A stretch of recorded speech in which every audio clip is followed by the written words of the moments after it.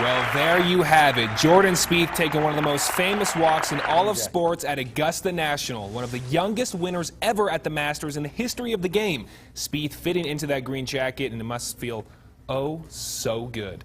With that, I say good evening. I'm Luke Liddon with your look at sports. Let's get to it. We will get to the Masters in the next 60 seconds, but first, the El Paso Chihuahuas. Fans hoping for the team to even up the weekend series with a win against the Tacoma Rainiers. And what better way to enjoy the ball game than with man's best friend at your side? Bark at the Park taking over Southwest University Park. Starting at the top of the fourth, Rainier Jesus Montero making contact and say goodbye to that ball. Gone. Tacoma ties it up at 2. And early on, it was all Tacoma. But now it's the Chihuahuas' turn. Fear the ears. Austin Hedges at bat with the deep hit to left field. Chihuahuas back on the board. They'd be down 3-5 at the bottom of the fourth, so there's still a little bit of light at the end of the tunnel. Bottom of the fourth as well, Jake Gobert with the sacrifice fly deep to left field.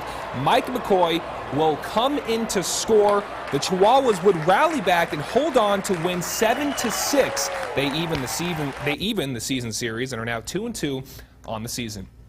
Tiger Woods? No. McIlroy? Not quite. Okay. What about Phil Mickelson? Close, but not close enough. How about 21-year-old Jordan Spieth? He rocked the tournament from the moment he stepped onto the green to the last putt. Spieth is the new Masters champion, and he did it in dominant fashion. We start with Spieth's closest competition all day long, Justin Rose. 6th hole, Rose down just 3 strokes, hoping to cut the deficit, but his tee shot reaches the hill on the green, but doesn't stay up, and it rolls all the way off the front of the green.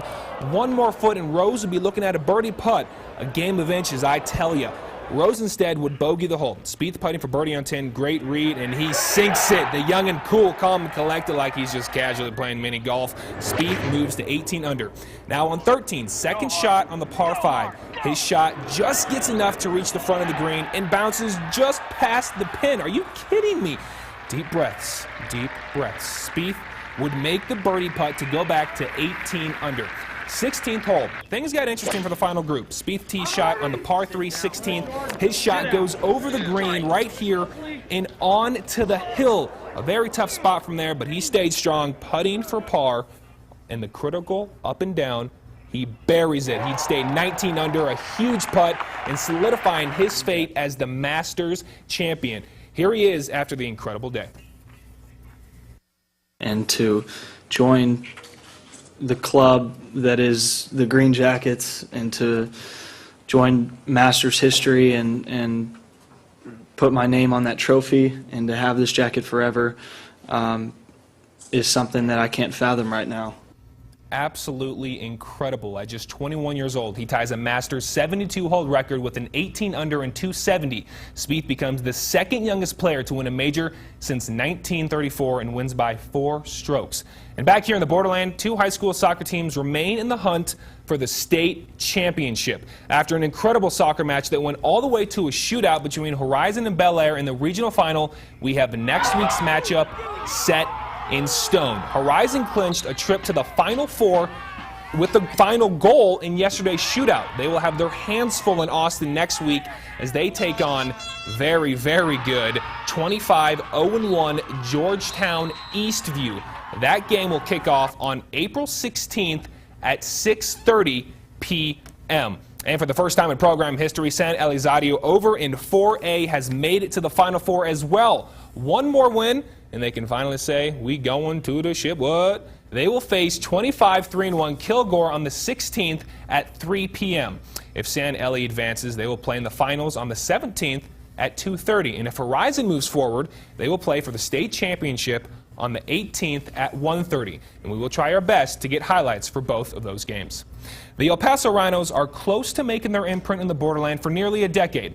In that span, the Rhinos have won 2 league championships and are looking for their 3rd. But what is the key to their success season after season? We took an inside look. The Rhinos fans are hungry for another championship, and the players feel no different. I mean, there's no doubt in my mind that we can come back and repeat this. The Rhinos are trying to win the Thorn Cup in back-to-back seasons and hang yet another banner above the ice. Everybody's, itching for that, the chance to, just earn win the championship here. So. And the one trait that defines the team?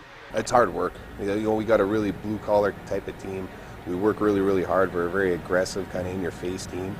We kind of play the old style of hockey, you know, where we just, we'd rather run over you than run around you. Everybody works hard, they're disciplined, so I mean, I think that's why he has such good success here. You can't win the game of hockey without aggression. We do all the little things right, finish our checks, just get pucks out of the zone, and, you know, just play smart. I think we'll be all right. And the loud cheers from the home crowd. Our fans are unbelievable, and our fans help us in so many ways. Like, our rink is one of the hardest places to play in, and that's because it's always sold out.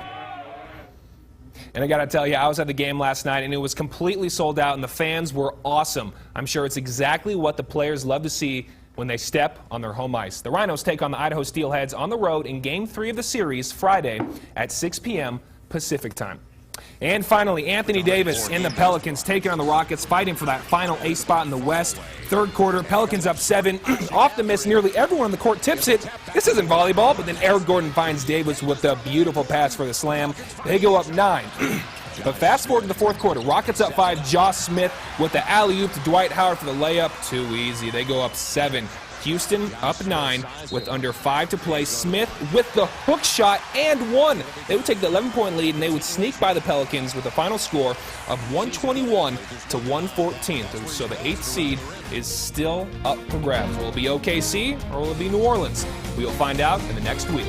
A final look at Storm Chunk weather when we return.